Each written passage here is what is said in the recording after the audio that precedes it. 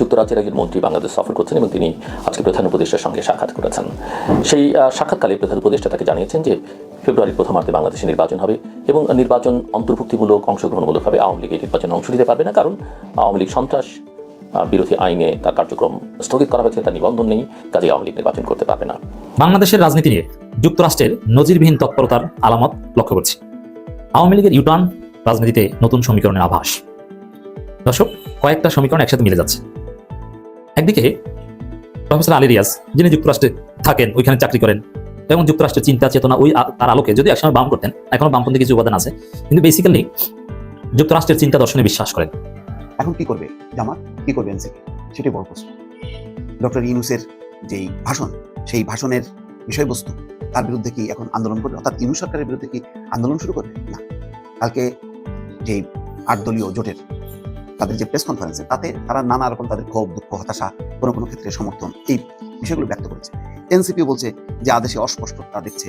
তো ওই অস্পষ্টতা দেখছে, এটার যে আসলে কোনো অর্থহীন, এটা তো বিএনপি বারবার বলছে। তো এটা এনসিপির মনোভূত হয়।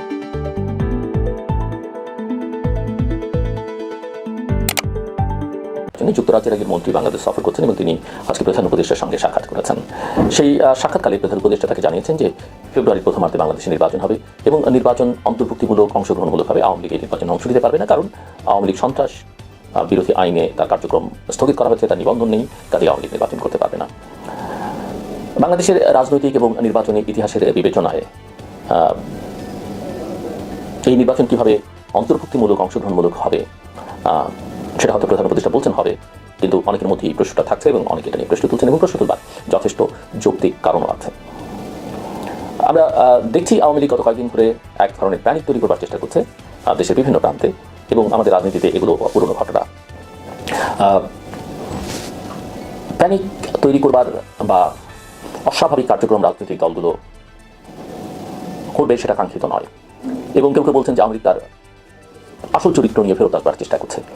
কিন্তু এই কথাটা বলা অনেক স্বাভাবিক হতো যদি তাদেরকে স্বাভাবিক কাজকর্ম করতে দেওয়া হতো।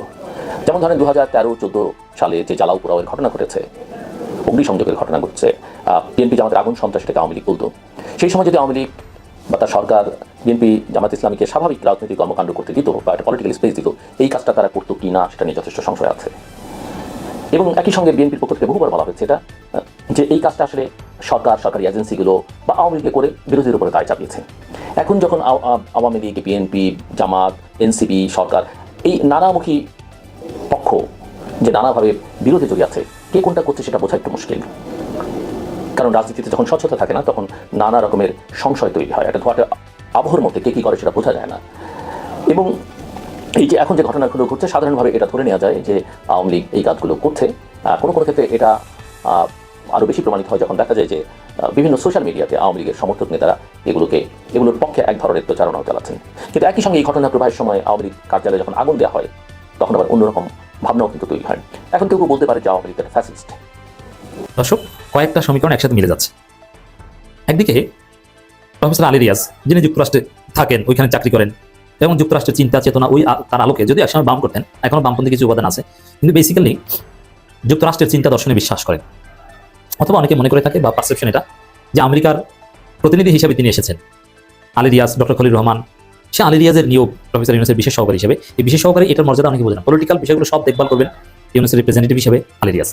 এটা প্রেসিডেন্ট আর প্রেসিডেন্টের ভাইস প্রেসিডেন্ট এরকম বলা যায়, সব উপদেষ্টাদের বস আলী রিয়াজ এখন থেকে। এটা একসময় কিছুদিন ছিলেন মাহফুজ আলম, প্রধান উপদেষ্টার বিশেষ সহকারী, তখন মাহফুজের দুর্দান্ত প্রতাপ ছিল সরকারের উপর, কিন্তু এখন কিন্তু নাই। তো দর্শক, এটা একটা বিষয় যে, এবং খলিলুর রহমান এখন ভারত যায়, অনেক হিসাব নিকাশ, তিনি ভারত সফরে যান, ভেরি সিগনিফিকেন্ট। আবার দেখেন যুক্তরাষ্ট্র নিয়ে হাসিনা 5 আগস্টের পর হাসিনা বাহিনী যা বলে আসছিল, সম্পূর্ণভাবে সেটা ঘুরে গেছে, একদম ইউটার্ন। হাসিনার কথাই ছিল যে আমেরিকা এবং হাসিনার পোলা জয় এবং যত লেসপেন্সার আছে সবার কালেকটিভ প্রোপাগান্ডা ছিল এটা, কোনো গণঅভ্যুত্থান কিছু হয়নি, আমেরিকার ষড়যন্ত্রে হাসিনার পতন হয়েছে এবং এই ষড়যন্ত্র বাস্তবায়ন করেছেন ইউনূস, এবং দ্যাট ওয়াজ মেটিকুলাসলি ডিজাইন, মার্কিন ষড়যন্ত্র। এটাই ছিল আমাদের গণবিপ্লব কিংবা গণঅভ্যুত্থানে আওয়ামী ব্যাখ্যা, যে আমেরিকার ষড়যন্ত্র। এবং গ্রামে গঞ্জে আওয়ামী লীগের যে একদম স্যাসরা সিসকে সমর্থক, ওই সিসকে সমর্থকও কিন্তু এটা বিশ্বাস করতো এবং বলতো। এখন সব জায়গায় তার বলার সাহস পেত না হাসিনা পালানোর পর, আপনার একদম ক্লোজ ফ্রেন্ড যদি হয়ে থাকে, বাত্তি হয়ে থাকে, যেখানে মত প্রকাশের স্বাধীনতা আছে, আপনি তাকে কিছু বলবেন না। ওইসব জায়গায় যদি কেউ আওয়ামী লীগের একদম চেষ্টা কর্মী মত প্রকাশের সুযোগ পায় নিরাপদে, তখনও তাদের ব্যাখ্যা বা তারা এটাই বলতো যে আমেরিকার ষড়যন্ত্রে পতন হয়েছে ইউনূসের মাধ্যমে। কিন্তু সেই হাসিনা এখন বলছেন সরকার পতনের পেছনে যুক্তরাষ্ট্রের হাত ছিল না। এটা রহস্যজনক। কেন এই কথা বলছেন? এটা তিনি যে বলেছেন তা না, তাকে বলতে বলা হয়েছে বা এই স্ট্যান্স আওয়ামী লীগকে নিতে বলা হয়েছে। কে নিতে বলেছে? এটা মোদি বলেছে, হাসিনার স্বামী মোদি বলেছে যে আমেরিকার বিরুদ্ধে বলাটা বন্ধ করতে হবে। কারণ মার্কিন যুক্তরাষ্ট্রের কিছু রাজনীতি আছে, সেটা হচ্ছে যে ক্ষমতাসীন রেজিম তাদের সাথে বিভিন্ন দর কষাকষি বা তাদের যুক্তরাষ্ট্রের national interest, highest interest save করার চেষ্টা করবে, এটা করতে পারে।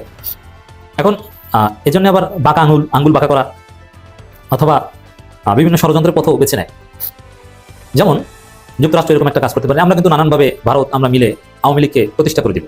তবে হ্যাঁ, দিব না, আমাদেরকে এই দাও সেই দাও, তেল দাও, গ্যাস দাও, অমুক দাও, তমুক দাও, অমুক কাজের কন্ট্রাক্ট দাও, তাহলে ঠিক আছে, না দিলে কিন্তু আওয়ামী লীগকে দিলাম না। যুক্তরাষ্ট্র কিন্তু এরকম রাজনীতি শুধু বাংলাদেশে না, বিশ্বব্যাপী করে, এবং it's part of the diplomacy. আপনাকে ফাঁদে ফেলে ব্ল্যাকমেল করে কিছু আদায় করা। সুপার পাওয়ার এমনি এমনি হয়নি, ধান্দাবাজিও আছে, আবার মানবিক কাজও আছে। অনেকে টাকা পয়সা দিয়ে একদম কোথাও কোথাও মানবাধিকার লঙ্ঘনকে সরাসরি প্যাট্রোনাইজ করে, আবার কোথাও কোথাও মানবাধিকারের জন্য কোটি বিলিয়ন ডলার আপনাকে দিবে। এটি হচ্ছে ধান্দাবাজি রাজনীতি। এটা যুক্তরাষ্ট্র করছে। তার অংশ হিসাবে আওয়ামী লীগকে এমন একটা পর্যায়ে এখন যুক্তরাষ্ট্র ভারত মিলে অথবা ভারতের সহায়তায় যুক্তরাষ্ট্র এভাবে করার চেষ্টা করছে যে আওয়ামী লীগকে এনে দিলাম, আওয়ামী লীগকে ছাড়া নির্বাচন করা কঠিন, এরকম একটা হাইপ তৈরি করে, ঠিক আছে আওয়ামী লীগকে আমরা প্রশ্রয় দিব না, আমাদের এটা তো সেটা দাও। আমার ভারতেরও এটা একটা ইনস্ট্রুমেন্ট হতে পারে এরকম। এই যে দেখো, আওয়ামী লীগ কিন্তু যুক্তরাষ্ট্রের সাথে ভালো সম্পর্ক করছে, এই সেই সামনে আসছে। এই যে ভারত হাসিনাকে সরাসরি অফিস দিচ্ছে এবং প্রকাশ্যে ভারতে বসে আওয়ামী লীগের কার্যক্রম চালানোর অনুমতি দিচ্ছে, অনেকগুলো অফিস খোলার অনুমতি দিয়েছে, নিয়মিত হাসিনার বাসভবনে কিংবা কলকাতায় বিভিন্ন জায়গায় আওয়ামী লীগের লোকজন গোপন বৈঠক করে, নানান কিছু। তো এগুলো ভারত কেন সুযোগ দেয়? আওয়ামী লীগকে আবার পুনর্বাসন করার জন্য না, এটা একমাত্র কারণ এটা না। এরকম করলেই যে আওয়ামী লীগ পুনর্বাসিত হয়ে যাবে, নট নেসেসারি। এখানে আর অনেক বিষয় আছে।